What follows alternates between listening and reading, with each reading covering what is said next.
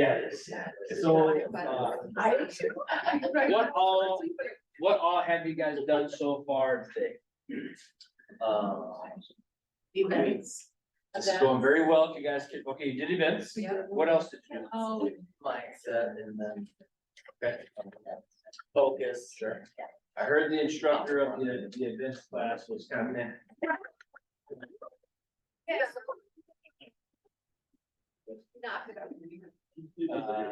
I know, I'll be in trouble.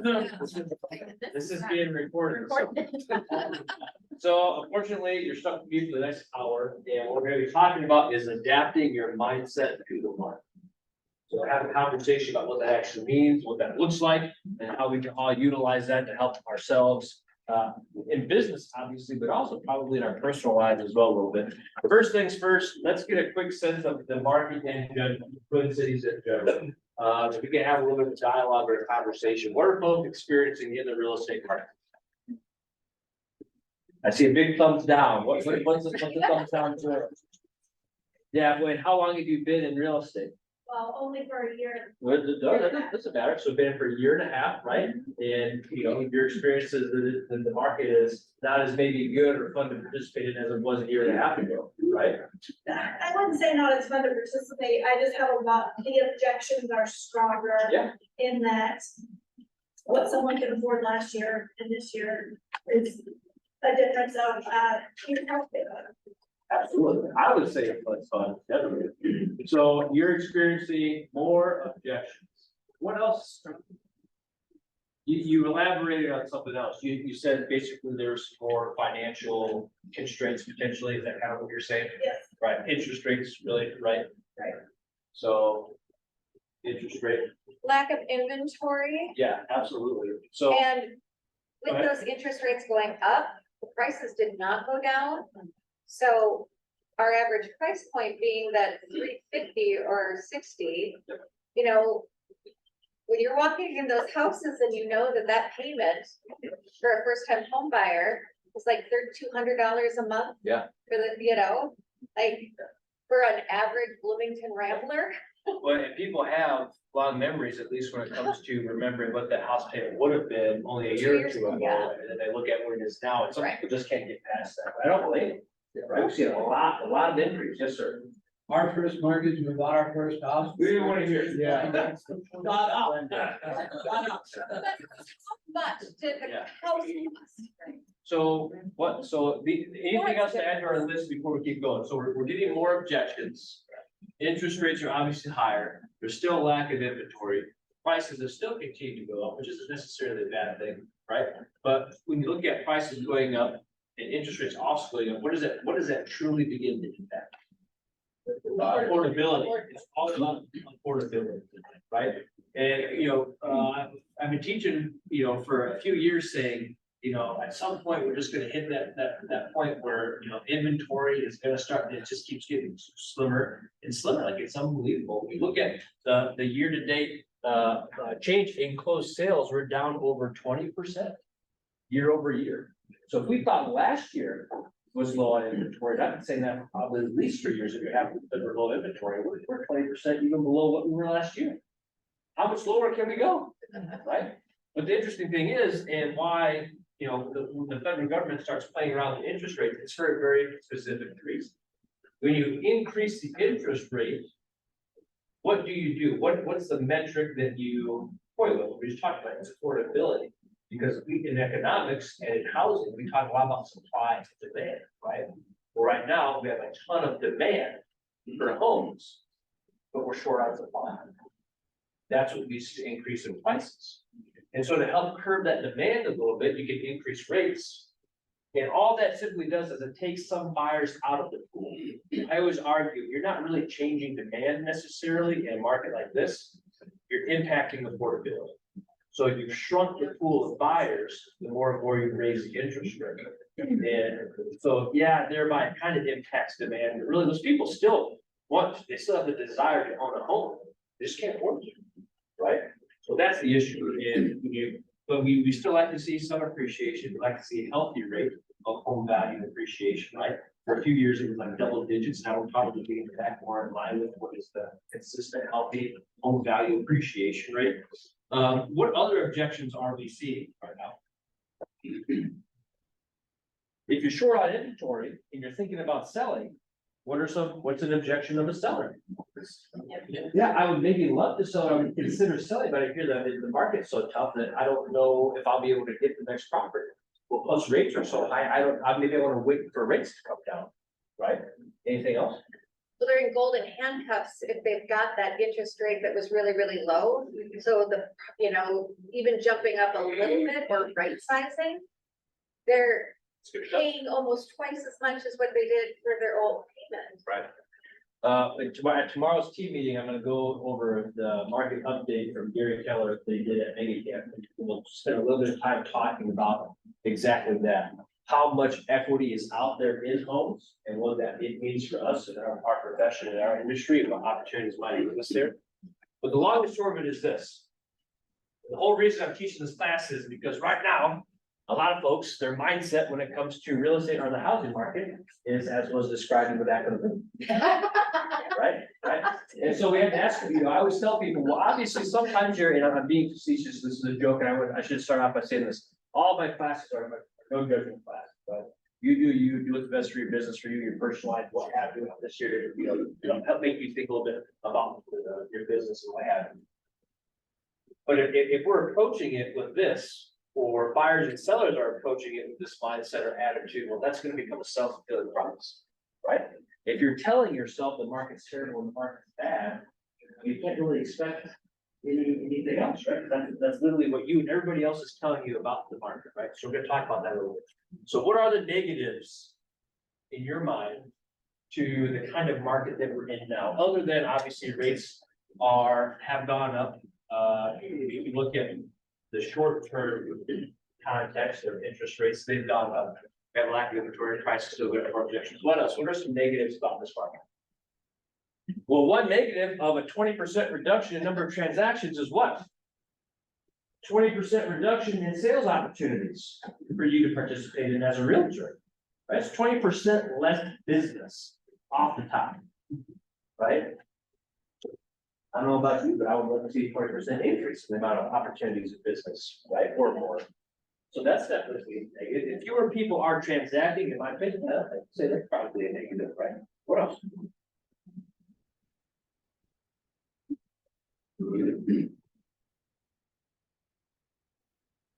What other negatives might be in this market? One is more objections. I think right now a negative of the market that we're in is our team got really used to negotiating and transacting deals in a certain way. When we were in a highly competitive multiple offer situation. This is the first year in a long time we've had to kind of really work through negotiate inspections. Again, I see somebody sympathizing with me over there. Right, and not your normal look, like I'm talking like some legitimate, like why we're in the profession, why people hire us, type of working through inspection issues, right? That kind of stuff starting to come back. Anybody? Yeah, something to say that. Skills. I mean, that's the thing is that people don't have that skill set because they haven't needed to. Right. And especially with pricing, Yeah, because the pricing would get fixed, right? I mean, it would just go over. And now, if you don't price it right, it will sit, and then your seller's like, what's happening? Why did you do this? And then you say, well, you would have listened to me, I told you to price it on the I feel like this is happening for. No. And another thing, Zach, in my little group, so many people move fast Yeah. and then they're walking away. Yeah, They that's move fast, they so walk I'm away. glad you brought that up Yeah, because we have. in my little, yeah. we're just like so weird. Well, that gets back to skill set, gets back to knowing the contract, Yeah. gets back to knowing your fiduciary duty. Yeah. We had two very significant transactions on our team alone over the Yeah. last few months where exactly that happened. We represented the seller. Yep. Buyers came in. And then they just thought it would be like, we're beyond inspection contingency. I think one of them maybe kicked them out of inspection contingency. And I mean, it was not comical, but it was almost comical where, the agent reaches out to my wife and says, oh, they no longer desire to purchase a home, please refund the earnest money. And I was like, well, that's not how this works. I don't know what you think. You weren't buying pack of gum from the gas station there. This is a big deal. And so we basically, obviously in consultation with the clients, told them, you're on the hook. Or they're gonna seek other remedies.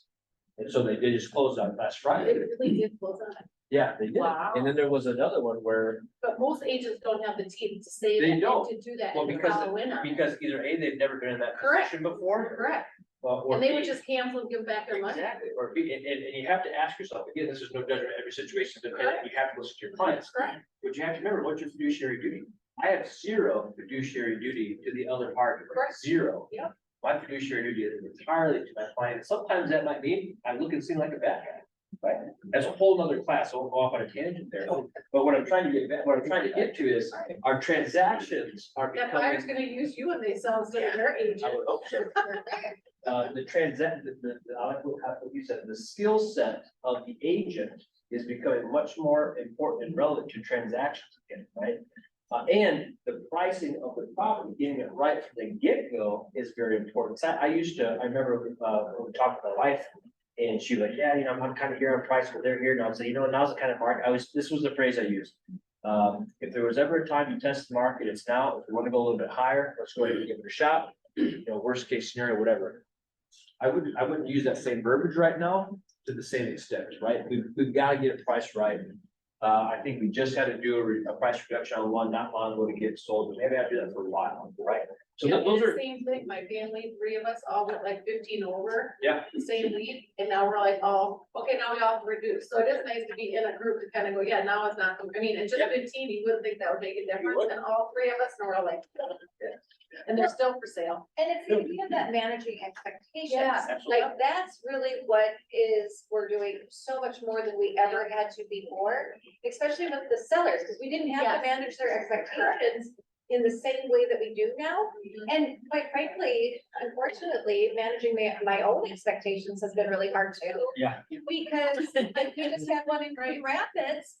And I was really upset with the price point we chose, that it only had 5 offers. I was like, God, I thought we hit the number right. Right. And it's like, no, it's fine. But even that, that same house priced the same exact way a year ago would have had, we had one very similar. It had 26 offers. So that's why it's like, Jiminy, so getting back to the skill set, and I think also what we're gonna have to pay more attention to is the cyclical nature of real estate, especially in Minnesota, the seasonality of it. It kind of was like, almost any time of year was a good year. I would argue, it always is so long as the price is right, you have it staged well or shows well. But I mean, you could, I would tell people like, just kind of get it clean and put it on, it would sell, right? You'd have to have, I used to walk through people's houses and go, okay, you're gonna put this here, change this, and put this here, then add this here, get rid of that, push this up to the garage. It was for a time, so just get it clean, we'll price it, and get it on the market, sell. So getting back to some of that. Now, I want to flip a little bit. What are the opportunities in the market?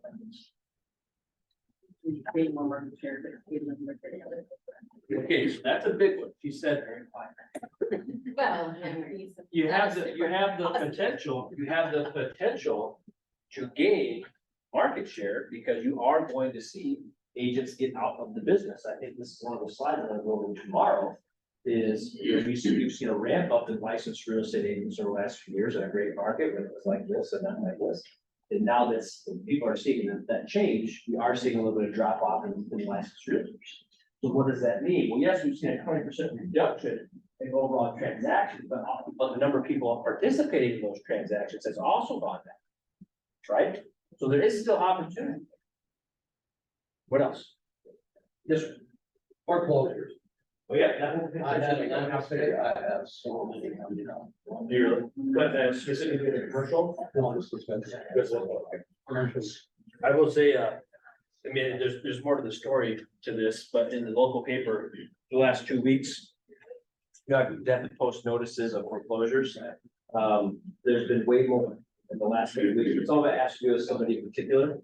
But I'll be keeping an eye on that to see if that trend continues.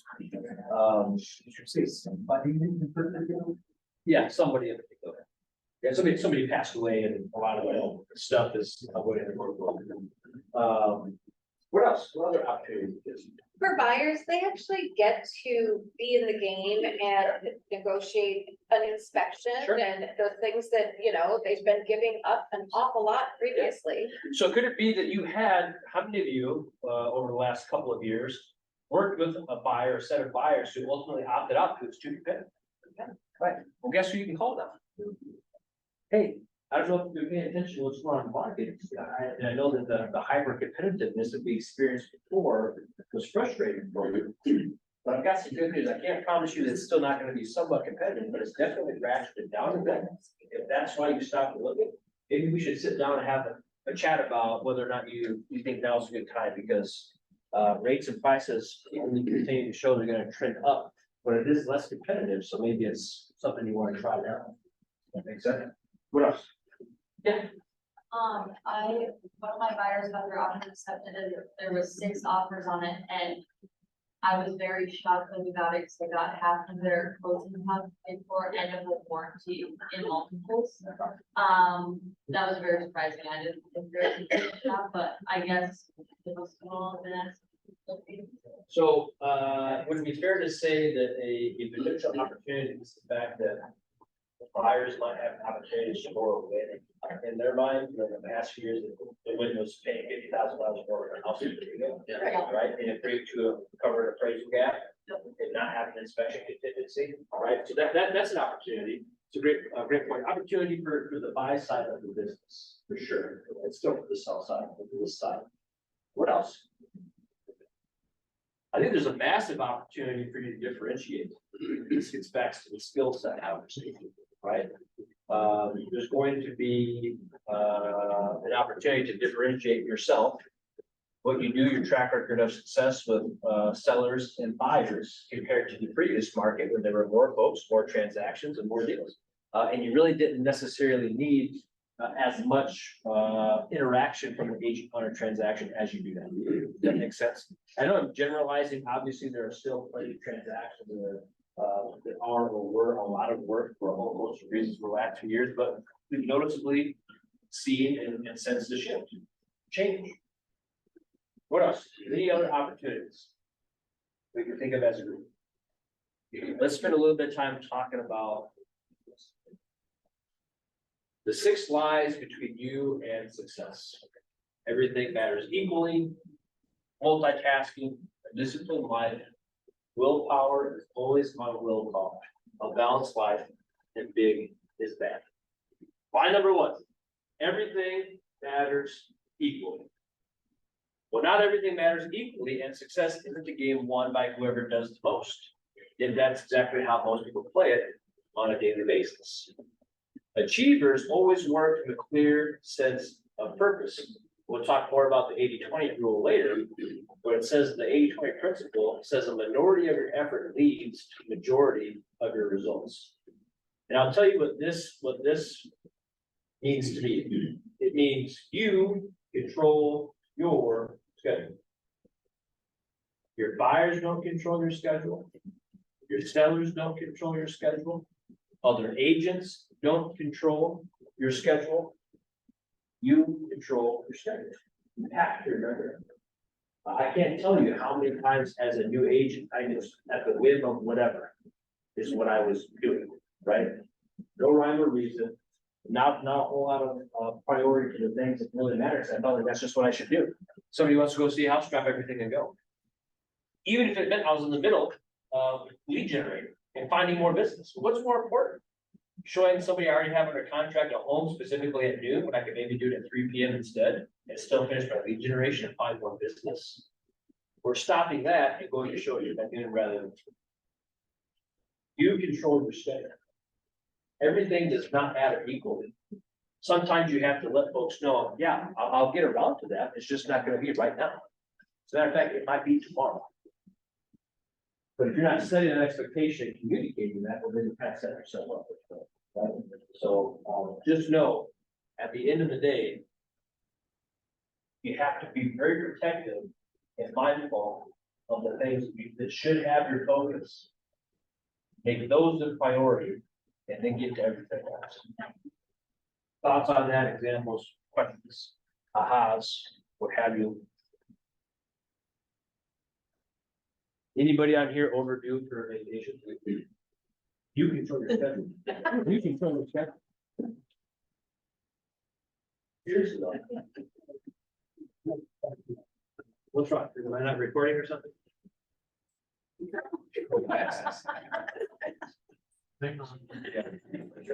You control your belongings.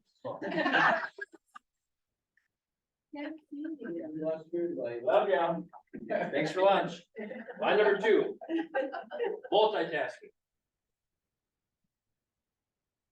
In the summer of 2009, a gentleman set out on a mission to find out how well so-called multitaskers multitask. I was sure they had some secret ability. It turns out multitaskers are suckers for irrelevancy. They are outperformed on every measure, although they conceived themselves, although they convinced themselves and the world they were great at it. There's just one problem. Multitaskers were lousy at everything. And down here, it shows somebody who'd be working, they get interrupted, focus on that, redirect, distracted, switch, blah, blah, blah, back to the primary work versus being uninterrupted and focusing on the task, right? And here's the deal, like, as a kid, I remember, like, oh, multitaskers, that's a good thing, multitasking, you're skilled if you're a multitasker, right? It defies conventional wisdom to say you don't want to multitask, right? But think about it, right? Being solely focused on one thing or one task and not allowing it to distract you, actually completing it before you move on to that. Honestly, think about how how much different your day could look if you just took your morning or any portion of your day, zeroed it solely on the things you need to get done work-wise, got them all done, and then have the rest of your day to do whatever it is you want. Right? We tell ourselves, honestly, we use it as an excuse to maybe not do some of the things we know we should be doing. So how we're multitasking, I'm gonna get this done. This is my thought on this one. This is for other people, not for myself. Your failure to plan is not my arrogance. Your failure to plan is not my emergency. I don't need to stop everything and drop everything to fix your problem, buyer's agent, listing agent, lender, I don't care, title person, right? Obviously, we have a vested interest and I represent folks that, we're gonna try to get them done, but here's the deal. At the end of the day, because you failed to plan what your final walkthrough was gonna be, doesn't mean I need to stop everything I'm doing, take time and attention away from my business or my family and figure it out for you. Right? And sometimes you get quietly, professionally, let people know. Right? There's nothing wrong with doing that. You guys get what I'm saying? Yeah. Right. You teach people. Absolutely. You let them do it, they're not gonna stop. Expectations, yeah, expectations saying, here's the deal. If you let it slip or you let it happen, well, you just set the precedent. What they can expect moving forward, right? You have to nip it in the bud. But that's not how we're going to do business, right? Mr. and Mrs. Seller, that's great if you want to call or text me at 10 p.m. to let me know or have a conversation. We can have tomorrow at 9 a.m. Right? Hey, received. I'll reach out to you first thing tomorrow. Right? With response. Exactly. You just have to let people know and set boundaries, right? Especially in today's day and age when you text and call. Great, got it. And I have to sometimes talk to my wife about this, my mom. It's like, just don't respond until tomorrow. Don't respond. You don't have to. You don't have to. They don't know you got the email, right? Or that you've seen it. They don't know that. Just chill. Just relax. Enjoy the evening. You can respond tomorrow. So I was to my wife, you're such a better agent than I am. You're not a ability to respond to this. It's just so much better. I'd be like, I'll skip it. Right? Sometimes that's okay. Right? Number 2 has to do with a disciplined life. We don't need any more discipline than we already have. We just need to direct and manage it a little better. The trick to success is to choose the right habit and bring just enough discipline to establish it. If you're familiar with the one thing, you know, the study is if you do a habit or something for 66 days in a row, then that greatly increases the likelihood that you have formed it as a habit, right? And here, my takeaway on this is, my takeaway is this: we already know the answers. Already know the answer. Why don't we do it? Right? We already know the answers to what it takes to be successful in real estate. We really do. You lead generate. You set appointments. You execute, negotiate contracts. Right? Some things we enjoy more than others. I get that. But that's the rest of it. I'll be right out. Give you 1 second. Sorry. And Then he-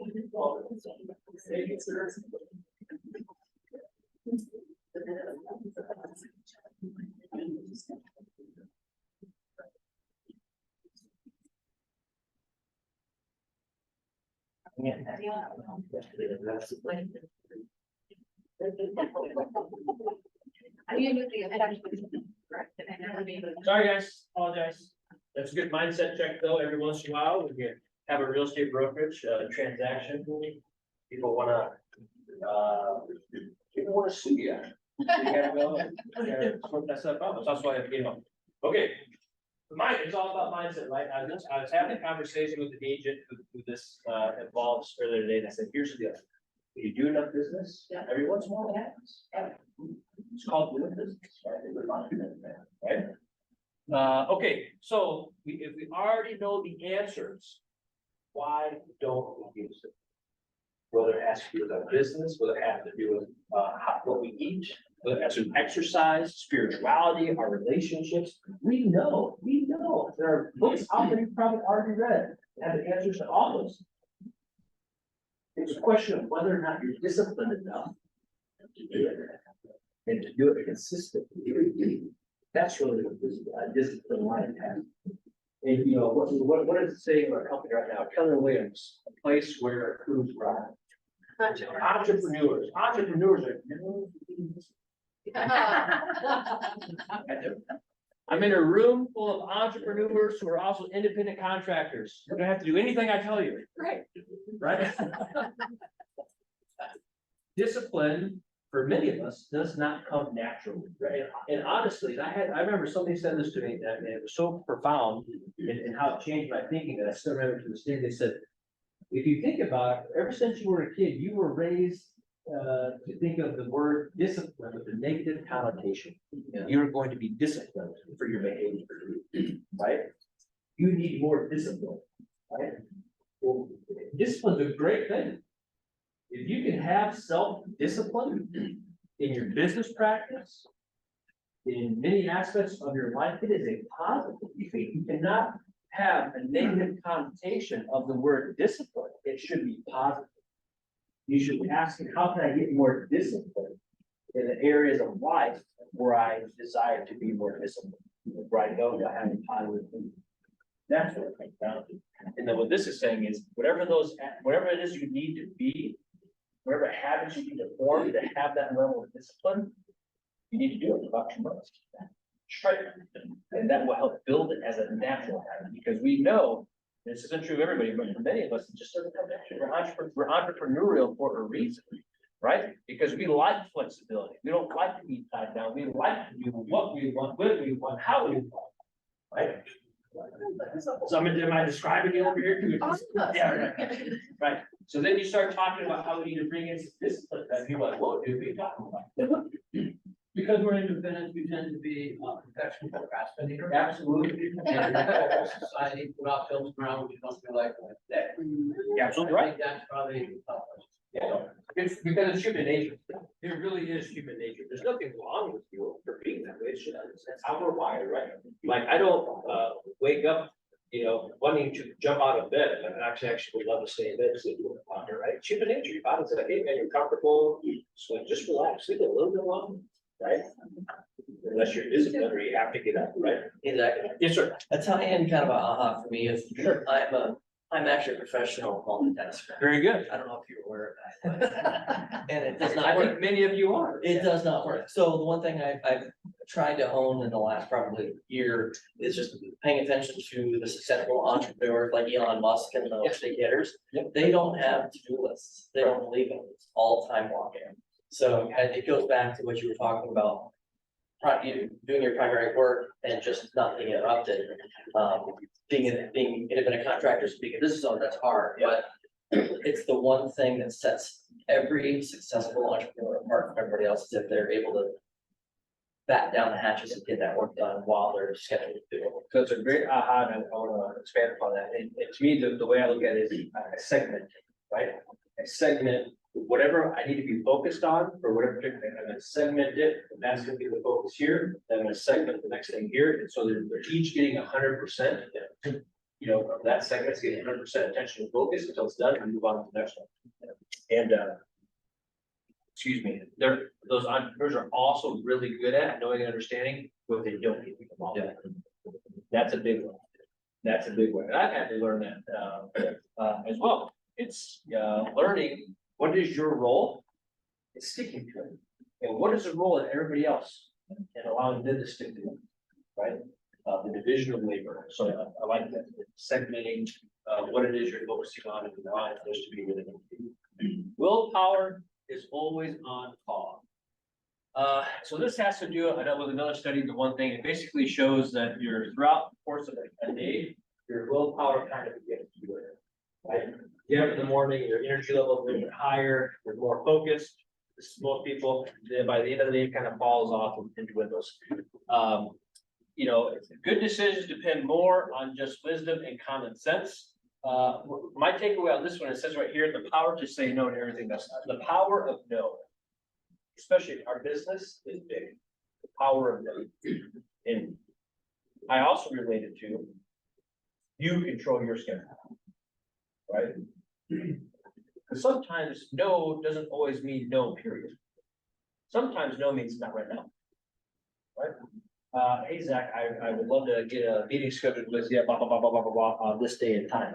Does that work? You know what, Mark, booked that day, that time, but here's another day and time that fits my schedule. That fits my segment, what I'm gonna be focused on during that time. It fits within my priorities, right?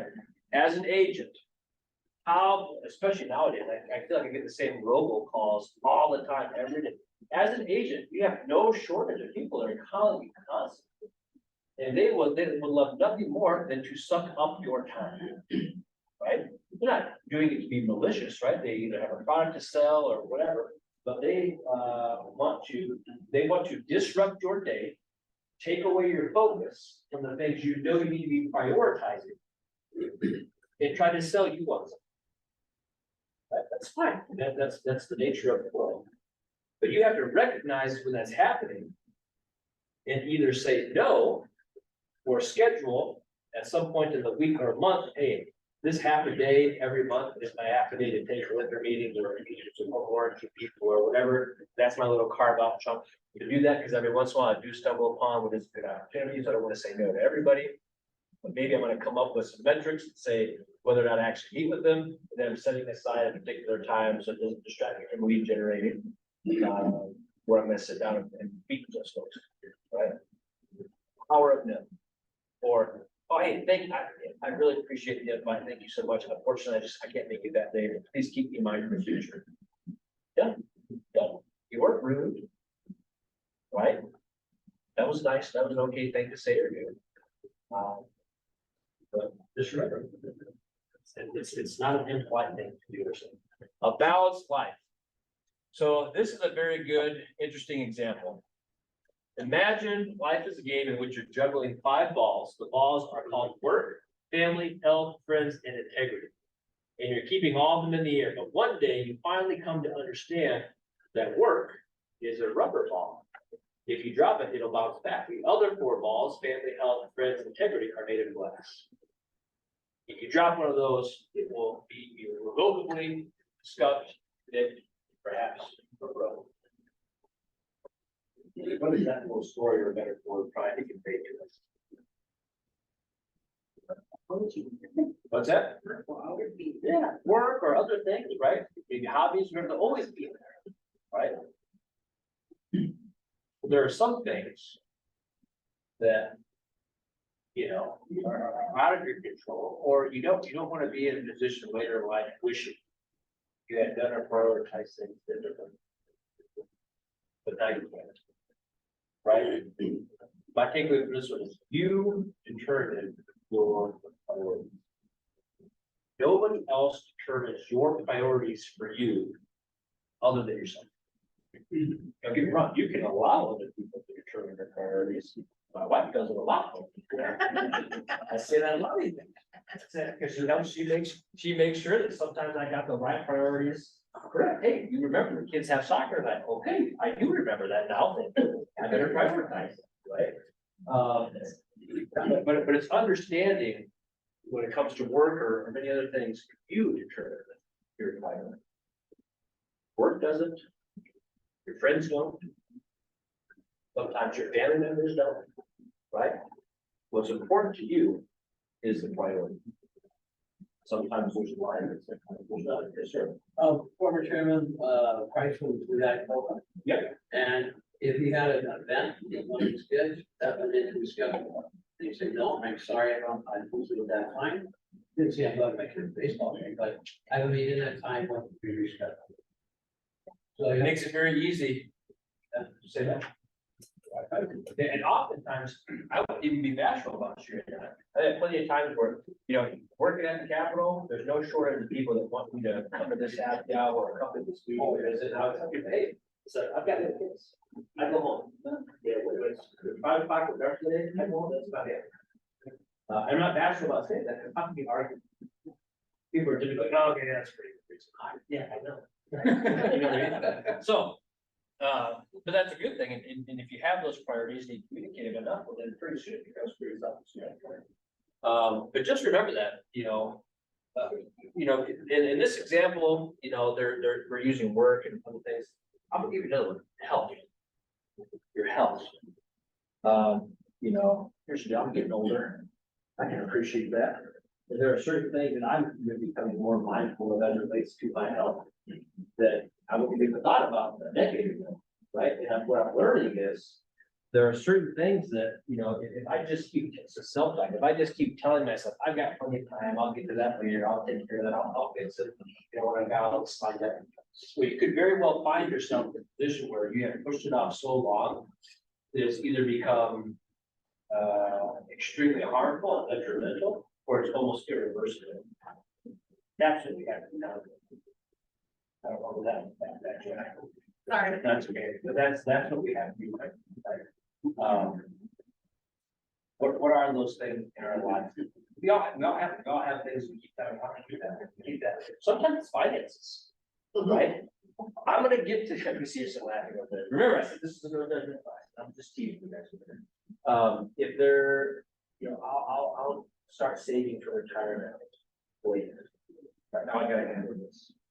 Or I really want that new Tesla. I really want, you know, the body rest right now, I'll get to saving later. Then all of a sudden, you fast forward 10, 20, 30 years, and you realize, that I'll be saying I'll do it later than 30 years. Never got around to it. Now we're in a recession. We're not in a recession, right? So think about that. Yeah, this gets back to your priorities. Big is bad. So this slide kind of makes it look like it's about growing a team. That's not the takeaway I necessarily want you to have here. Big is bad. The line here, my takeaway is you don't have to do it all. You don't have to do it all yourself. The power of leverage can be tremendous. What's an example in this office that we have that exemplifies the power of leverage? Nikki, transaction coordination, right? You don't have to do it all. You can leverage someone else at the cost of what? $0. $0. So you can stay focused either on A, your business and doing more, We're saying, it's 5 o'clock, I'm not worried about this transaction coordination. I'm going to soccer practice, I'm going home to be with my family. Because I have leveraged out that piece of the business. Right? That's what that's about. What are, here's the deal, I'm not advocating for you to spend a ton of money and leverage everything, I'm just saying, are there certain things that you can either A, that you're doing right now yourself, that you don't have to, or A, you can have somebody else do for you. And sometimes there are things you're doing that you just, that neither you nor anybody has to do, you just need to stop doing it, right? Just stop it, stop wasting your time, right? Think about that. So we're gonna transition to talking about a few more things. Is there anything, anybody wants to say about that one or any other thing we just discussed? Very good. So what is it that differentiates those who achieve at the highest level from those who don't seem to accomplish as much? Let's talk about it. This is a class or discussion about mindset in general, right? We know oftentimes our mindset can impact our attitude and our approach to life, and vice versa, right? They're all mixed. So if your mindset or your attitude is poor or not in the right place, so to speak, well, how's that going to impact your approach to life, and vice versa? Remember at the beginning of this, I talked about how sometimes it becomes a self-fulfilling prophecy. Well, if you think you're having a crappy day, well, then your perspective is probably gonna continue to have that be your reality. You tell yourself that. Yeah. So we're gonna talk a little bit about the 6 personal perspectives, right? Because this has to do with mindset. Commitment to self-mastery, the 80-20 principle, moving from E to P, being learning based, removing limiting beliefs, and being accountable. Step 1, self-mastery, which is the possession of great knowledge, skills, and habits that make you the master of you, or your business, or your health, or your fitness, or your spirituality, or your relationships with your loved ones. This isn't just a business principle. And you'll notice that many of the 6 personal perspectives you relate to the 6 lives we talked about earlier. When you commit to achieving self-mastery, you know your goals, you know, and are willing to admit to your strengths and weaknesses. And you know how to work both your strengths and weaknesses to reach your goals. Okay. I'm going to ask a question and nobody needs to raise their hand or answer. But if I asked you this, what's your goal for this year? Would you have an answer? Okay, no, great. What's your goal for the year? Has it changed at all? Should it have changed? Should it change right now? I don't know. We're really what I'm asking you is, but did you just set a goal on January 1st and you haven't really tracked your progress toward that goal? Because if you haven't, what's a good habit goal? You have no idea where you are in relation. You need to adjust it. Are you someone who is aware of your strengths and weaknesses? And are you accounting for that in terms of your business or whatever, whatever it is you're trying to accomplish, right? I've shared with you some of my self-limited weaknesses that I'm right? As some of them also professional procrastinating, right? I know that about myself. I know I have certain things I'm good at. I'd love to get up and teach, right? I enjoy it. But I don't necessarily enjoy putting together the PowerPoint. Right? Right? So, you know, knowing those strengths and weaknesses, and that's why I love here, because I say, Drew, here's some stuff, make me a PowerPoint. 80-20 principle. This was important. I know many of you have heard it before, but it really is. This is what drives your focus on the things that are truly meaningful. There's a pattern of predictable and balanced life called 80-20 principle. When we're focused on the 20% that matters, it's back to the priorities conversation we had earlier. We're focused on the 20% that matters. We get 80% of the results that we want. This is a better illustration of that. two examples. If you look at a company, 20% of its products that it sells is typically responsible for 80% of its profit. 20% of all the goods it sells, cash cows, are responsible for 80% of the profit. And all the other stuff is just extra. 20% of the activities that we do as real estate professionals or don't do are responsible for 80% of our results. Well, how do you apply that to our business? How do you apply that to real estate? Here's the example: 20% of activities responsible for 80% of it. Going on appointments. Yeah, absolutely. or Conversations, we turn conversations. Who said this, right? Lead generation, appointments, working on that database. Right? If we know of all the things, let me ask you this, of all the things you could do in real estate, which ones actually have the potential to kick out more business? If you go take photos of a property, are you gonna go secure more business doing that? Probably not. Of course, probably not. You're negotiating a contract, if you are interviewing or going on a staging, that's not what you're ever saying, which one on the list. What this is trying to tell you is, and this is where we're a little bit guilty as entrepreneurs, we love to be distracted by this other 80% of stuff that doesn't matter as much. Usually because it's easier, we think it's more fun. I would love to just go do a TikTok video instead of calling all the expirers, right? So it's helping you know and realize and understand that the 20% of the things, they're the highest payoff activities should be your focus. It's gonna drive 80% of your results or lack of. Because if you're not focused on the things that drive business, the results you get are going to be little to no business. It works either way, it's just a matter of what it is you're focused on. Step 3, E2P, this one's very important. We talked about how we're entrepreneurial, how we need to move from being that to being purposeful. Some people already are, some people are naturally this way. Some of us need a little bit more help. So I like this example here. What this shows you is somebody who just is purely operating entrepreneurial, not with much purpose, not with much of a plan. They're just doing what feels good, what comes to them, what they think is right in the moment. Their business might do well, then it usually goes down a little bit, then it might do well, then it goes down a bit, right? And what happens is they never really break through a certain level or ceiling of achievement. Essentially, they can do whatever it is that they're able to do naturally, just operating as an entrepreneur, shooting from the hip, but nothing more than that. Until or unless they become disciplined and purposeful.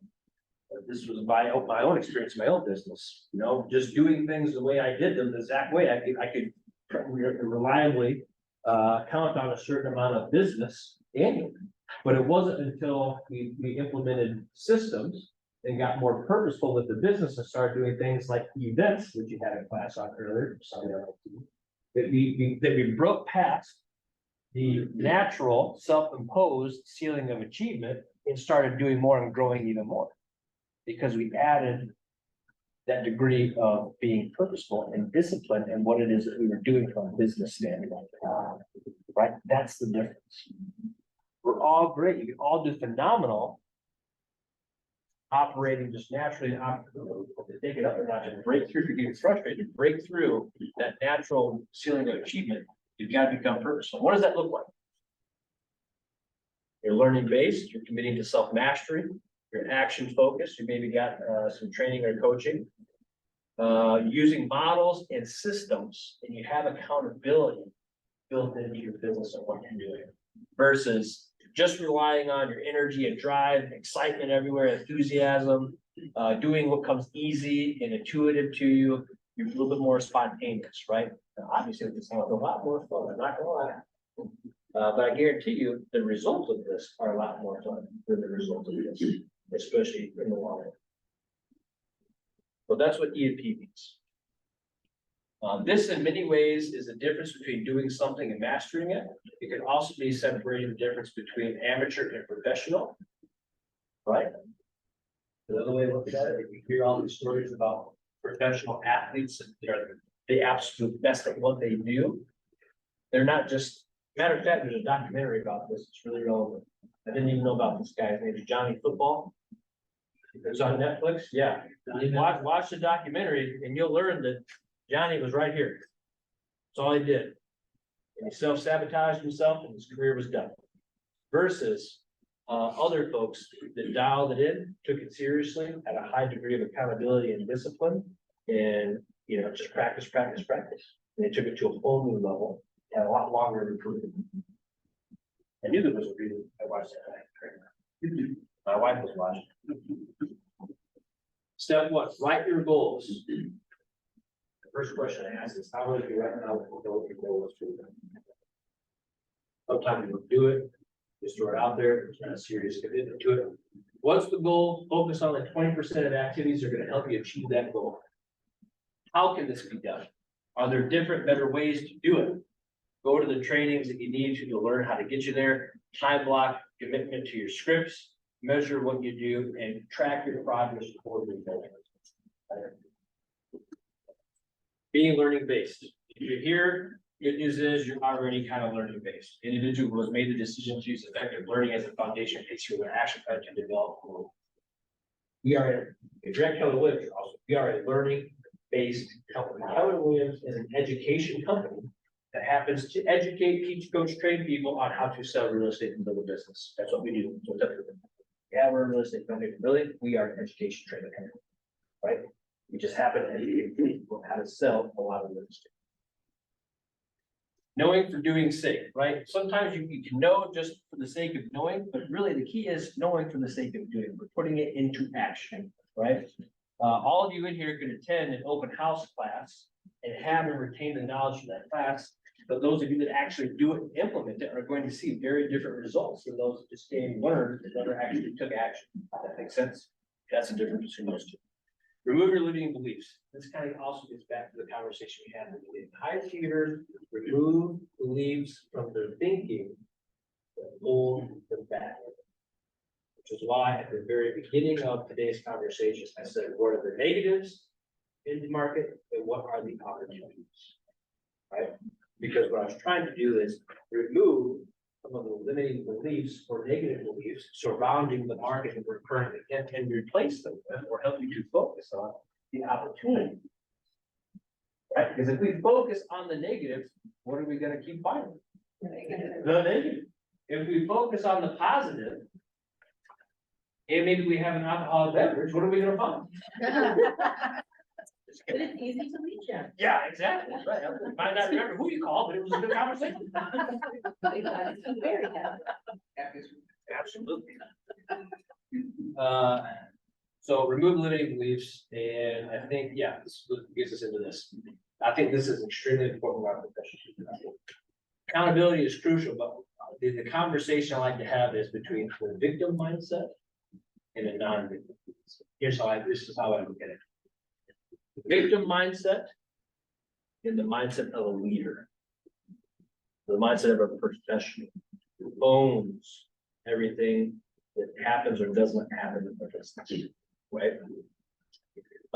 When you're accountable, you get on with it. You find solutions, you own it, you acknowledge reality, you seek reality. If you have a victim mentality, you avoid reality, you fight it, you blame others. You give excuses and you sit around and wait and hope that things will get better. Right? Folks, in our profession, people hire you to have the accountability mindset. They're hiring you to lead them through a real estate transaction. They are not hiring somebody for a victim mindset. And oftentimes you have to help them. When they come over to the victim, here you go, you take a picture. Knock it out of it. But that's, in our profession, how many times have you had, you got a terrible phone call regarding it. And it's easy to just, it sucks. It's terrible, this is why I'm getting out of the business, this is why I'm done, right? And you just have to reorient yourself. Get back to this kind of mindset and say, great, I'm acknowledging reality. This is what we have to deal with. What are the options? What are the solutions? How do we find a way forward? right? I'll tell you right now, you're gonna get a lot more repeat referral business. And that's the kind of mindset and mentality you bring into your profession than the opposite. Nobody likes people who make excuses, right? Guys, I've apologized for things I didn't need to apologize for many things. Because you just own, hey, that sucks, it happened, I own it, we'll fix it, right? People appreciate that. People, I can't tell you, especially back in the day, I was working with, there's one guy in particular, he was a flipper, he was kind of a, rash kind of guy, he had a hot temper, would fly off the handle, great guy. And I always knew it was not gonna be a pleasant experience to give him bad news, right? But I wouldn't beat around the bush, I wouldn't prolong it, I'd just go to him, let him know what was going on. And I always came with solutions on how I thought we could fix it. He would maybe get a little heated, and he'd call me later and say, hey, thanks for letting me know, I appreciate you telling me. I decided let's do this, and this is how we get it. Right? There was a mutual respect there because he knew I would just come tell him how it was. Right? And wouldn't, try to place blame elsewhere or say, it is what it is, blah, blah, blah. Here's how we can fix it, there's a path, well, that's why. Okay. Just as a quick example of victim mentality versus being accountable, which I kind of talked about. So we've got 4 minutes left. I want to just have a general discussion, thoughts, ahas, takeaways. How does what we talked about today, how does that apply to your business? Well, for me. Yeah. When I go back now with this listing that I have, I'm gonna take accountability and say the market has changed. I can stay at this price, but I don't think I'm doing you a favor. Absolutely. And That's great. yeah, and because at the time, it's not anyone's friend. Right. Yeah, so she hires me and I'm just kind of, so, and maybe even say, the odds of it. In the older days, I used to cancel, now I have this one listing, so I kind of would like to keep it. But you know what I mean, before you go, yeah, I'm gonna cancel it, Right. But to take ownership to say, yeah, I don't think you're gonna. Well, the beautiful thing is there is one thing that you can always blame. Yeah. The market. And yeah. and But I- that, because that's acknowledging reality. Correct, and it is, Right. yeah, No one's to blame for the market. It's the reality of the situation that we're in. right, And what I can tell you is, in order for us to help get your home sold sooner rather than later, especially as we're entering when it's usually a slower time in the market, yep, it's gonna be in your best interest to get this price right now right, and take advantage of the buyers that are in the market now, rather than waiting and potentially losing out even more. right. Um, I'll let y'all know. yeah, good luck. Get her done. What else? How else does this apply to your business or what was the takeaway? Yes, sir. We just went through the misery of buying our second house this year. But boy, I tell you, really would sympathize with the buyers. If you go out and buy a house, see what it's like out there. Multiple offers. I don't know what it is, but everyone who we looked at was in. And I don't know who these flippers are, but they need to go to a design school. I've never seen such a worse kitchen and bath layout in life. They have no idea what they're doing. We went in one kitchen and the cabinets were up to the ceiling. My wife is 5 feet. She couldn't even get to the first up. The microwave is 30 inches up off the stove. You can't even look in it to see what you're doing, and they're asking lots of money for this thing. So please be aware of the horrible standards in some of these places. That was my business for many years, it's a bad design, and I just, if you want to go in and see some of this stuff, it's there. Be careful. What else? I'll say that, I had a client that I'm gonna be signing on with, for Albert Lee, it's a luxury listing, we're close to 800,000. And we're working. That's a good price point up here too. Yeah. Well, it's way in the. Now, really, you just blew it out the roof. Yes, so I've been working with them for about a year, super educated, nice couple that moved in Wisconsin. And it's taken about a year to finally get this thing on the market, and I met with them in the middle of last week, and he gave me after I gave him the CNA and we talked through the price and what my recommendations would be, he gave me their 5-point list, and one of them was what the percentage commission they wanted to pay, and the very last line item was they want a 60-day contract. And I was like, if you had signed a year and a half ago, I'd probably say, sure, we can probably get it sold in 60 days. And I said, time on market now is for this level of house is at least 6 months. Yeah. So I said, again, if I had not managed expectations in that meeting, it would have been a really sore awakening at the end of that 60 days when it hasn't sold for both of us. So, Yeah. Absolutely. Yeah. Days on market plus 50%. Yeah. Year over year. Yeah. Yeah, and that's on average. Yeah, not $800,000 listing, it'll be the most expensive home in probably on the market. But it gets back to, I mean, honestly, sometimes we're our own worst enemy. Yeah. Because we're just not upfront with people, right, when we should be, or set their proper expectations, right? Here's the phrase I use is, I would rather be completely 100% honest with you today, rather than disappoint you in the future. Yeah. Right? And so I'll tell people, I'm about to maybe tell you something that you might not want to hear, or that you're not necessarily be happy with. But the reason I'm doing that is, I promise, I'm always gonna be honest with you. And I would rather be 110% honest with you than disappoint you. People are kind of, that makes sense, I appreciate it. Well, and actually, like, really denoting the fact that we started talking a year ago. Right. We Yeah. started talking in a very different market, and so in order to make sure that this is a great relationship between the two of us, let's really explore that. I mean, because that really is, I mean, and how often have we done that, you know? There are different people that you know, it just takes them forever, you know, and unfortunately, how fast up in the cities here, that can change. You know, and a swing of, oh, I really thought that was the right price to go in at, but you guys striked it out, you know, 2 months too long, and now if we put it on at that price, that's probably the market value. People's expectations, when you go at market value or higher, they're gonna expect a lot more from you than if we do the lower end of that market. Anything else? Otherwise, what do you think? I was gonna say, just the realization of at the end, the accountability, so it's like you can have a coach or you can have an accountability partner. And if you don't have either of those, you're on an island by yourself. And like, you know, at the night, when the speaker said, you know, you could just sit in the chair and not go up, you know, like, what am I doing? I'm not gonna get up. It's just easiest to just sit here. Yeah. Right? And so when you have an accountability partner, like, neither of us would go door knocking by ourselves. Right. We know that. And so we never did. And we are successful because we have each other. Okay.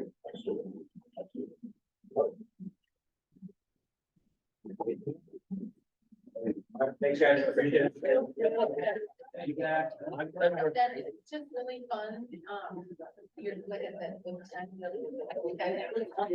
Like, it's my really, you know what I mean? Yeah. Even though when you're on a seat, you like, yeah, you know what I mean? Yeah, right. Yeah,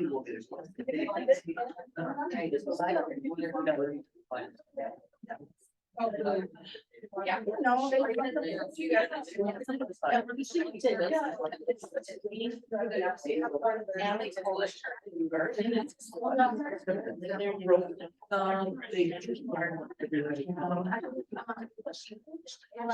They built that.